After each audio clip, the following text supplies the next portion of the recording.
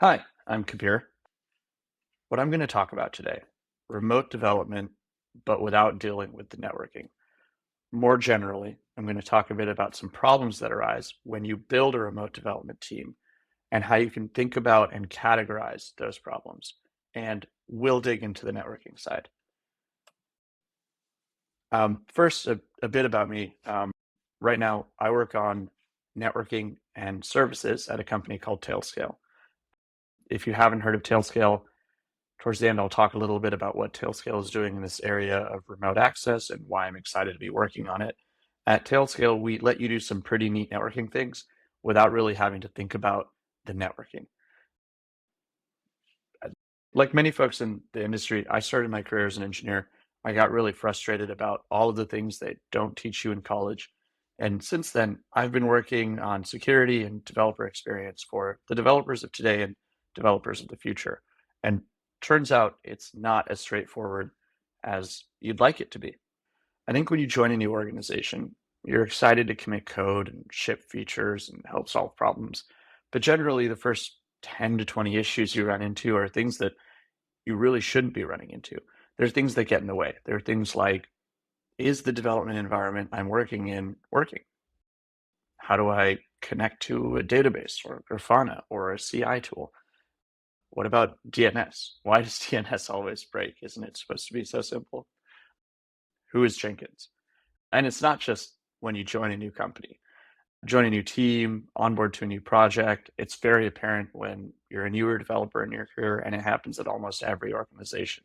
You spend hours and maybe even days working through problems that should be very simple and easy to set up and easy to solve. So you're excited to get started on this new project and really dig into the problems, and bam, holy cow, apparently I don't know anything. Imposter syndrome sets in, but you're exactly the person the team hired to do this job. You've figured out all the hard parts of software engineering, you're repeatedly solving hard problems, and you still probably feel like there's a mountain to climb, and a mountain of stuff that just confuses you, gets in the way. So now take all of those problems and put them on a remote software development team. And pretty much all of these things break even more. So I've found that there's tons of problems in the industry that we impose on developers. And once you move it into a work environment that's remote, those problems become even more front and center. We've probably all experienced this at some point. I think it doesn't have to be this way. I propose that there's a future where you can have a lot of developers not really have to think about all of these things. I think it'll speed up your developer velocity and productivity. This will make working in a remote first or hybrid or even an in-office environment a heck of a lot easier. And I propose that we're pretty darn close to that today. So I'm going to go over what I think are three core tenets of getting your remote software team to work together while minimizing the exposure to all the problems that we just talked about.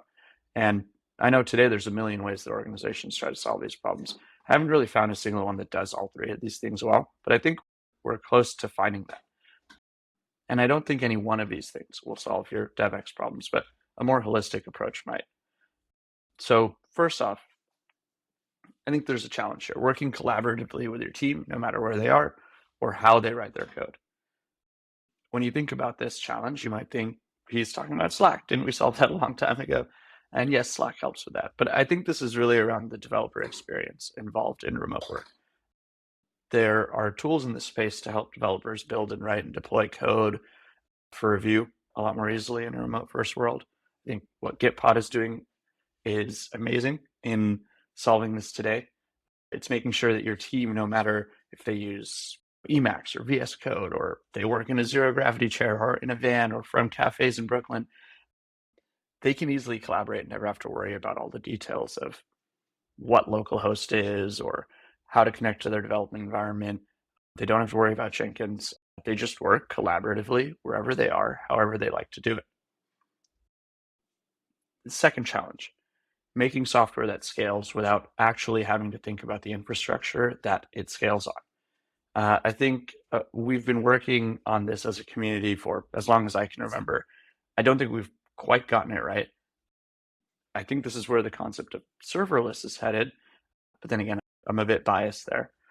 But seriously, what serverless promises to be despite all of its pitfalls, despite the malformity, is making developers not have to think about the infrastructure that their applications are running on. And yes, the model does eventually break today because it's not cost or performance or some other form of efficient. But like any business process, it's something you can outsource until it makes sense not to. And then your team can be built to replicate that experience in-house or on a custom platform that scales with you in the way that you need it to. The point is, your developers shouldn't have to think about it, but another team might. And finally, the third challenge is around security. I think being able to securely connect anything you need to, no matter where it is, no matter how you need to get there, is important. And this is the problem that we're working on today at Tailscale. So there's a bunch of companies that are working on doing things like zero trust security or SD-WAN or VPNs. I think one thing a lot of them miss is that we can make connectivity software that's built for developers, by developers, that's secure by default, that's easy to use. It doesn't have to be cumbersome. It doesn't have to get in the way. It can just get right out of the way. As I mentioned, this is a networking talk. I'm going to zoom into this problem. How would you solve this problem today? Historically, you'd solve this connectivity problem by using a VPN, and that's fine. They work pretty well. There's a bunch of pitfalls, and there's an outdated security model here, but you can do it, and you probably won't get fired for implementing this. But nobody will like you when they're unable to get to some resource because the connection is too slow or they're flying in an airplane or something. One thing that VPNs do that is, I think, incredibly outdated is it makes itself very apparent that it's there. There's a lot of software you can use that just gets right out of the way. You don't even know it's there, and that's incredible software. VPNs make you painfully aware that they exist. They're inherently slow. It's likely a pain to manage. This network diagram here looks archaic. There's single points of failure. We saw this when companies all over the world started to break, when they suddenly went remote and the data centers caught literal fire in 2020. There's a really complicated networking and fleet management problem when things break, and who are you calling and who are you paging? The list goes on. Also, it's really expensive because bandwidth. But I love what this solution is trying to do, and it is helping you connect to things when you need to connect to them in a secure manner. I think we can do a little bit better. So, enter Tailscale. I'm excited about Tailscale because we solve a lot of these connectivity problems elegantly, and we get out of the way to do it. So what is Tailscale? Tailscale is connectivity software. It's a secure overlay network.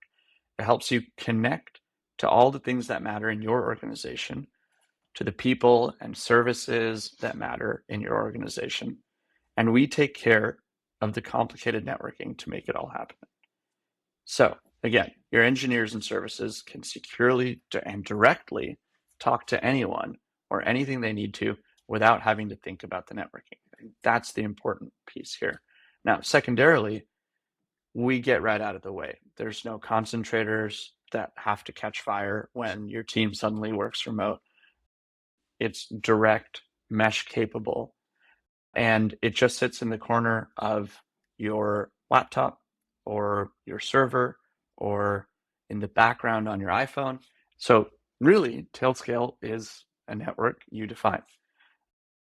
It helps you define what the internet and what the intranet look to your organization, but it actually merges the two things together.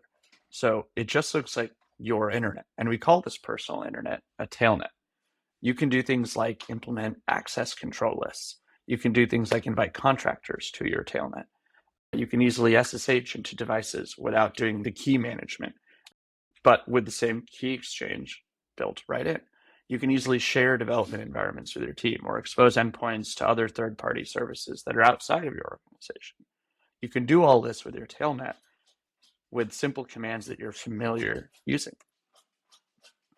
And one of my favorite features is Serve. This lets you share whatever you're working on with your whole team. That means you can develop on localhost or whatever environment you want to. And you can develop with some bespoke environment, or you can use a cloud environment. It doesn't really matter. All you do to share it is serve your service, and the whole tailnet has access to that service, or you can lock it down to specific teams. So in this example, maybe Shreya's MacBook is hosting a development version of the database and a development version of the application.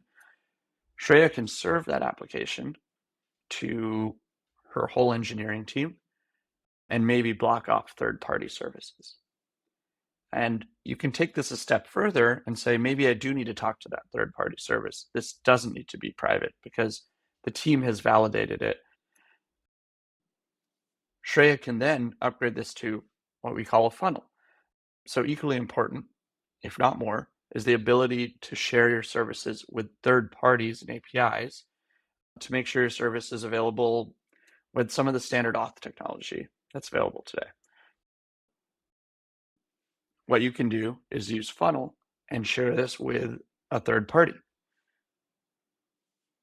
So what we've done here today is we've shown you how you can use Tailscale to connect your developers in flight development environments with the rest of the team, or they can connect test services to other organizations. They can develop remotely with a partner before shipping all that stuff to prod. This is an exciting example. There's a bunch more you can do with Tailscale. If you have any questions, feel free to reach out. Thank you.